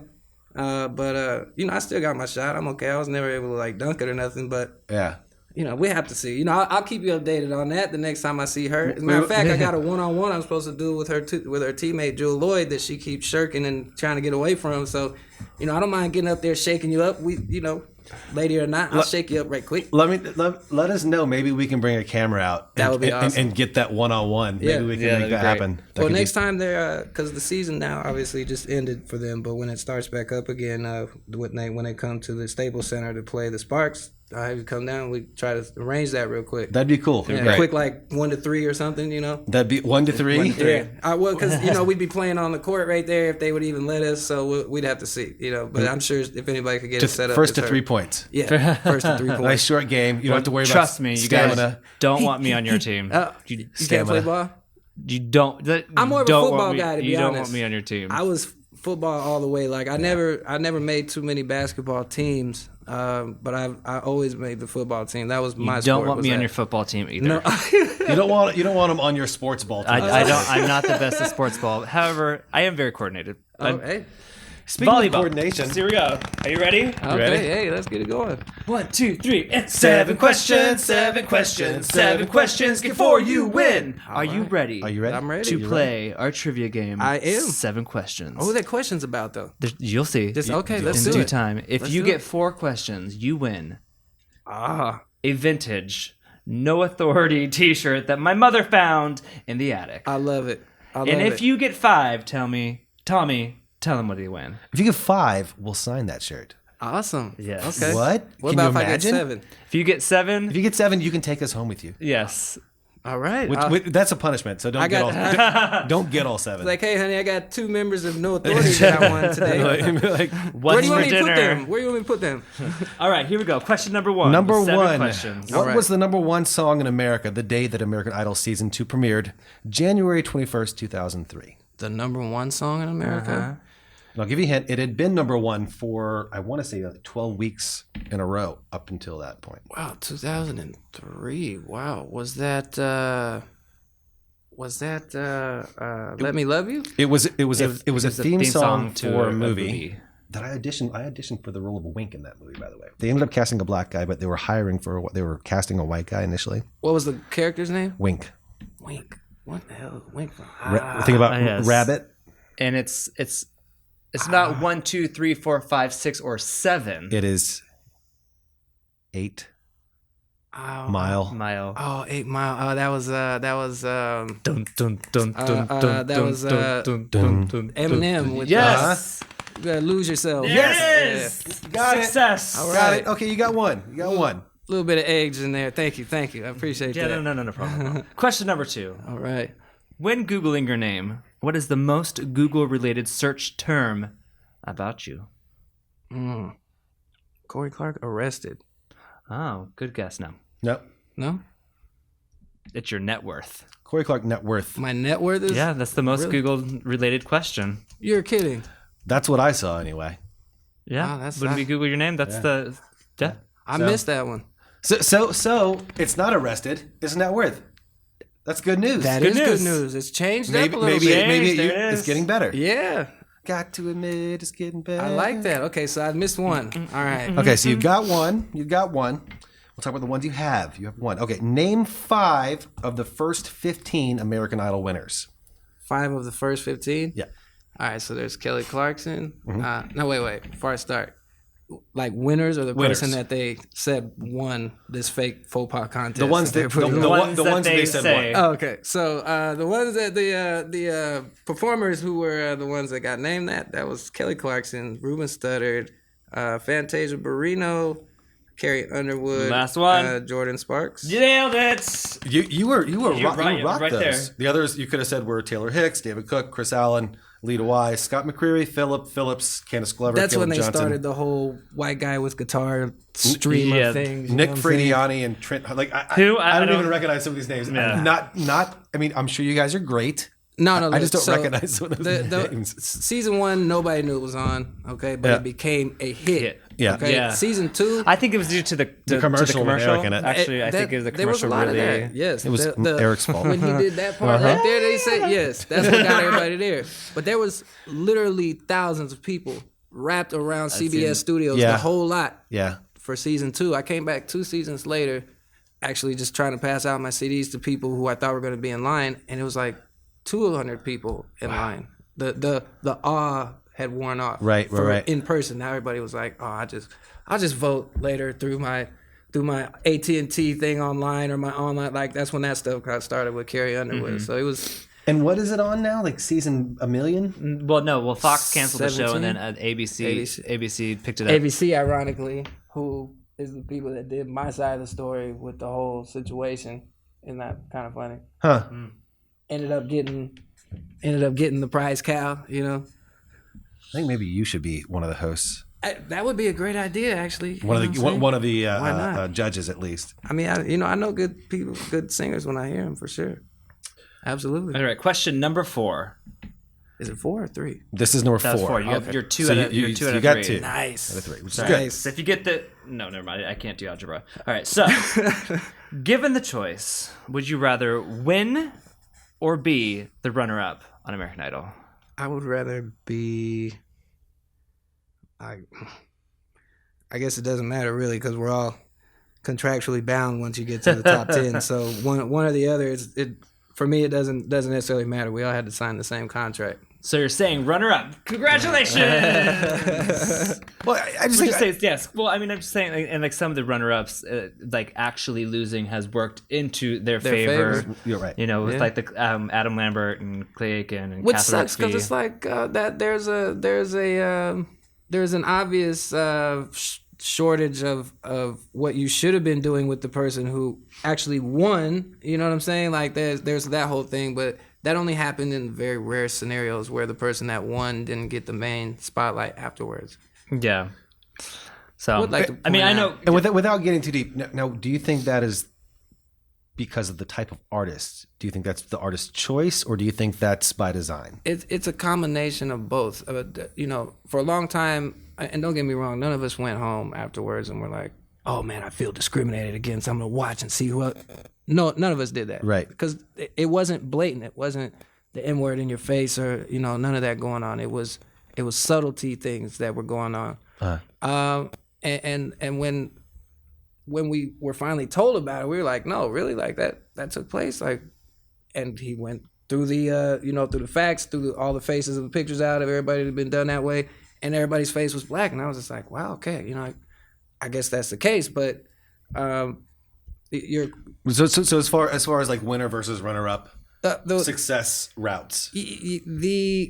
they know. I was saying all that to say they know who they're pandering to, who their audience is. So I used to think for a long time that the producers were evil people because of the way they were producing this program. only to get through all these facts and research with this guy, this lawyer, and realize that, like, actually they're just kind of savvy, evil, unethical businessmen, to be honest, because Right. they understood that their audience wanted that content. Right. Pandering to the You understand? The right. That- what they felt like was the audience. Absolutely. And when you quantify that to other shows like The Voice or Star Search even or other programs. Yes. Thank you for saying Star Yeah, Search. that have these singer competitions, right? Wow. Star Search. None of them ever did what American Idol did. None of them ever just, let alone disqualified somebody. None of them did it consistently with just black performers. So when you quantify the outrageous amounts of numbers that Idol was doing from season 2, I think up to season 5 is when it started waning off a little bit. You're able to now quantify the extra 15 million viewers, why they're watching this program and why they're not watching this one. It goes beyond personal taste. Like, I've seen that, done that. If they're doing what attracts you, you're going to watch it. You're going to support it. Of course. So translating that to after the show, though. Translating that to say that when you win the show, Yeah.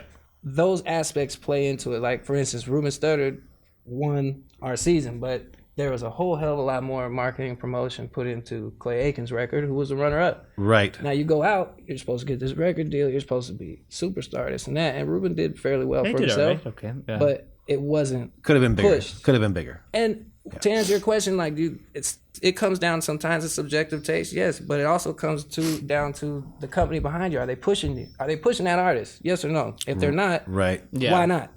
You know what I'm saying? Because that's what they're supposed to be doing. So essentially, if they wanted him to be bigger than that, I know, they could have made that happen. Yeah. Right. Right. Yeah, I remember. Yeah. I mean, I know a lot of Britney Spears songs that I hate, but I know them because they spend a lot of money behind pushing those songs So and making it them stays in your stuck in my head. ear all day. Money does it for anybody. Why are you not willing to spend money this way? True. They're taking the music, they're taking the sound. That's been a long appropriation we're record. talking right there. scandal a little bit again here. Sorry. And no. That leads into the next question. Yes, here we go. So question number 5. 7 questions. So, ET Online published an article highlighting the 7 biggest scandals in American Idol history. Mm-hmm. Can you guess 3 of the 7? I was 2 of them.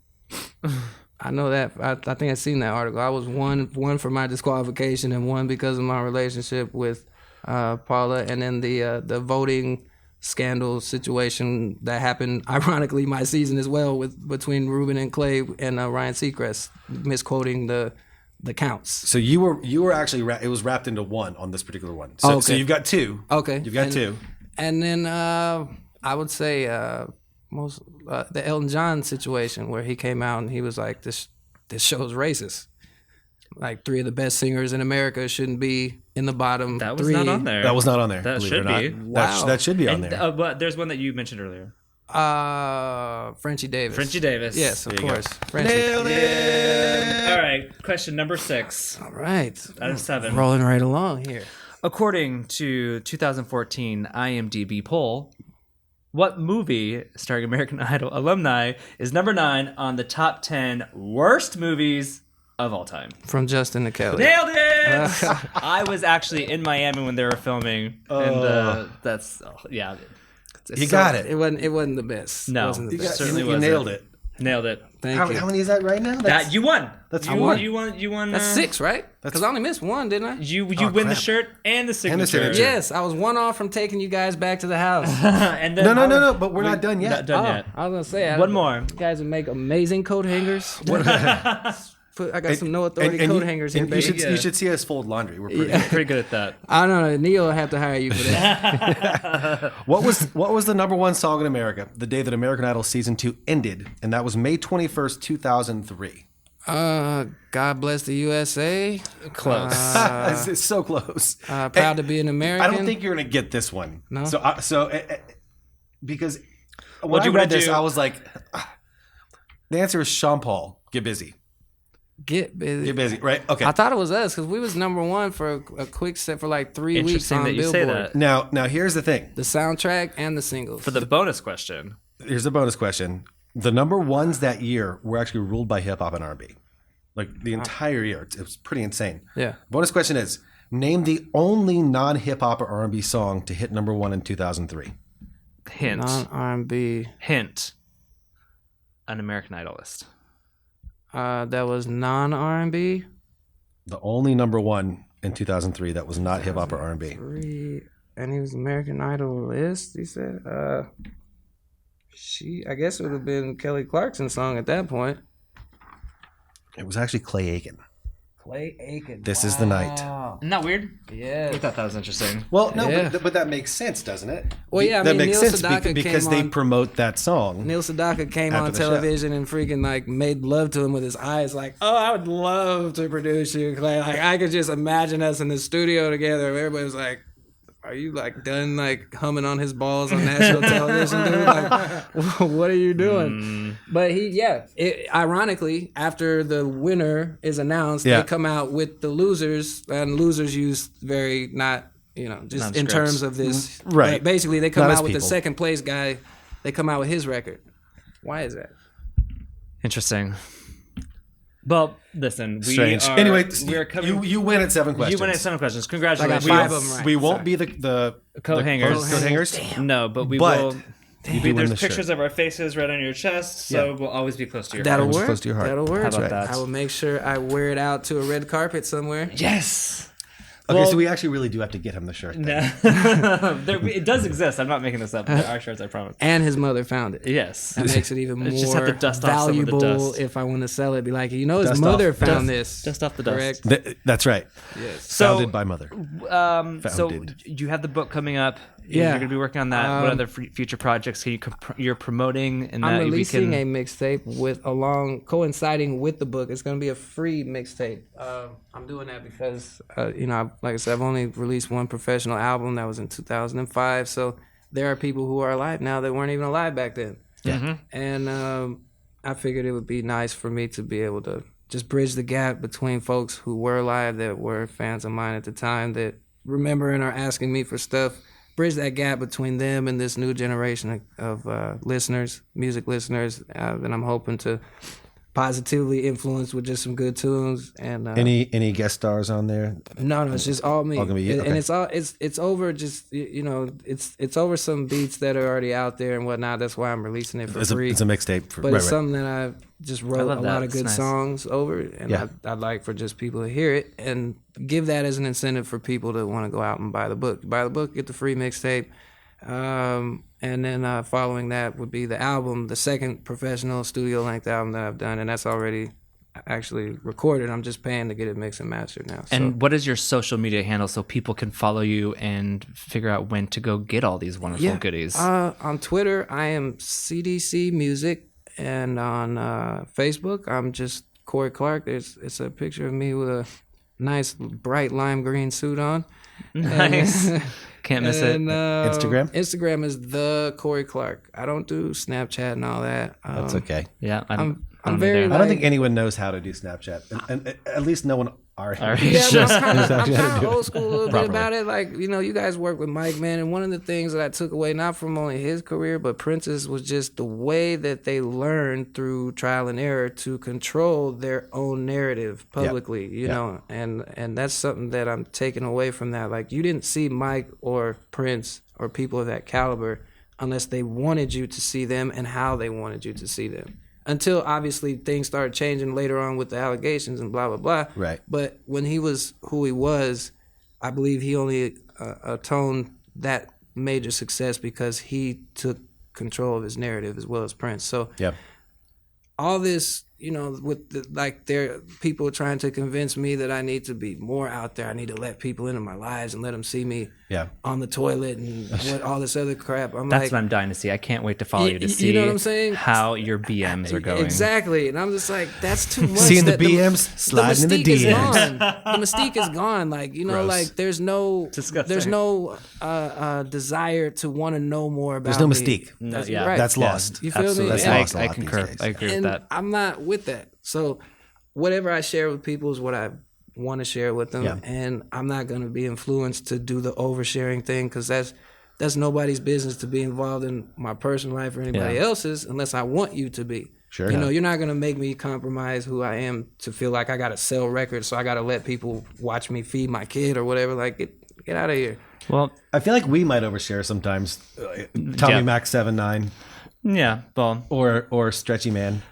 yeah, It's sometimes. Stretchy Man, right? It's On Stretchy Man. Instagram? It's just Stretchy yeah. Man. Some of I- it's cool. Follow me at Stretchy Man. When it's on purpose, it's when that's the Yeah. intent and design, that is what it is. Like I'm Right. I'm not knocking nobody for that. I'm just for the artist thing. I'm just like, yeah, I don't have to be an open book for everybody. That's not appealing to me. I wouldn't want to be involved with some of the music I like. I'll go online, I'll look, and the guy that I thought I respected is doing some wild out crazy stuff. And I'm just like, never I mind. hear that. Well, so, speaking- so go follow the mystique of Cody Clark. And speaking of sharing, Yeah. thank you for sharing with us. Absolutely. Thank you guys for allowing me to share. I appreciate it. We appreciate you coming. Thank And, you so Had a great much. time. Thank you guys for having me. Everyone that's joined us either on YouTube or just on the podcast itself at Yeah, the Real follow, Showcast. go join the YouTube channel, and If you you can haven't, see all these episodes and You can actually see the podcast. magic. See the magic. There's no mystique here no mistake. at all, ever. No mystique.